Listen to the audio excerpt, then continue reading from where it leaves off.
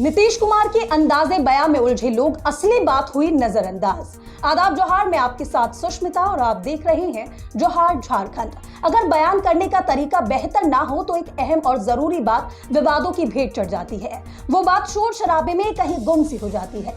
इसका ताजा उदाहरण है नीतीश कुमार का विधानसभा में यौनिकता से जुड़ा बयान। बिहार के मुख्यमंत्री नीतीश कुमार ने लड़कियों की तालीम और प्रजनन अधिकार से जुड़ी एक बात की। उनकी बात का लबोलुआब था कि पढ़ाई की वजह से लड़कियों में गर्भ से बचने के एक खास तरीके की जानकारी बढ़ी है, वे इसका इस्तेमाल कर रही हैं, इसलिए बिहार के प्रजनन दर में कमी आ रही है।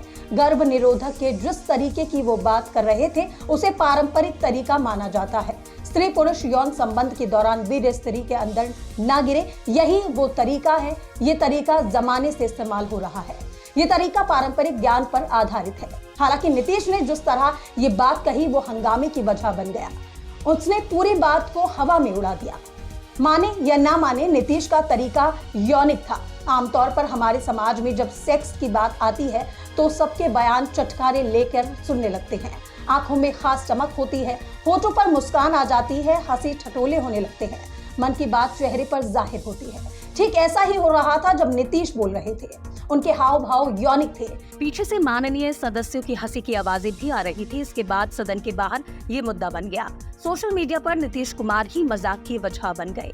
नीतीश कुमार यौन और प्रजनन अधिकार के बारे में जागरूकता की बात कर रहे थे। हमारे समाज में इन मुद्दों को ढका छिपा कर रखा जाता है या दबी जबान में बात की जाती है। वहाँ एक मुख्यमंत्री का सदन में यौन शिक्षा की बात करना बड़ी बात है। नीतीश ने अपनी बात कहने के लिए जिन शब्दों या फिर तरीकों या व्याख्या का सहारा लिया, उसने इनकी बात की गंभीरता को खत्म कर दिया। उनका अंदाजे बयां गरिमापूर्ण नहीं था, लेकिन जिस तरह नीतीश पर हमला हुआ वो भी मुद्दे से भटकाने की ही कोशिश की गई थी। ऐसा क्यों हुआ? ऐसा इसलिए हुआ कि हम जब यौनिकता पर बात करते हैं तो हम गंभीर नहीं रहते। ये जानने समझने का विषय है। ये हमारे जहन में नहीं रहता, ये हमारे ज्ञान के दायरे में नहीं आता। इसलिए जब ये बात खुलकर होती है तो ये बहुत लोगों को परेशान कर देती है। हम जरा नीतीश कुमार की बातों के पीछे की हकीकत की पड़ताल करते हैं तो बेहतर होगा। राष्ट्रीय परिवार स्वास्थ्य सर्वेक्षण NFHS की ताजा रिपोर्ट बताती है कि देश और राज्य में प्रजनन दर में गिरावट देखने को मिल रही है। प्रजनन दर बताती है कि एक महिला अपने प्रजनन काल में कितनी संतानों को जन्म देगी।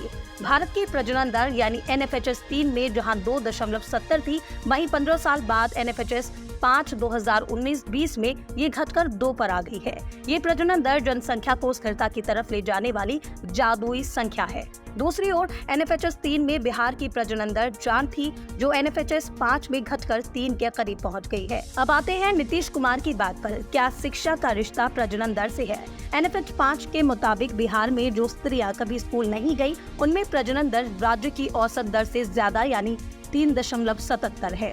इसके बाद बरस जिन्होंने 10 से 11 साल की स्कूली शिक्षा हासिल की, उनमें प्रजनन दर 2.42 है। जिन्होंने 12 या उससे ज्यादा साल की शिक्षा पूरी की, उनमें प्रजनन दर 2.20 है। यानी प्रजनन दर घटने का सीधा रिश्ता स्त्री शिक्षा से है। वहीं बेटों की चाह भी परिवार का आकार बढ़ाने में काफी अहम भूमिका अदा करती है। आंकड़े बताते हैं कि बेटों की चाह का रिश्ता भी स्त्रियों की पढ़ाई से है। जो स्त्रियां कभी स्कूल नहीं गई, वैसे 43.2% महिलाएं ज्यादा बेटों की ख्वाहिश रखती हैं। वहीं जिन लड़कियों ने 12 या उससे ज्यादा साल की शिक्षा पूरी की है, वैसी महज 15.6% महिलाएं हैं ज्यादा बेटों की ख्वाहिश रखती हैं। शिक्षा के लिहाज से बेटों की चाहत में ठीक उसी तरह बदलाव आता है जैसे प्रजनन दर में बदलाव देखने को मिलता है।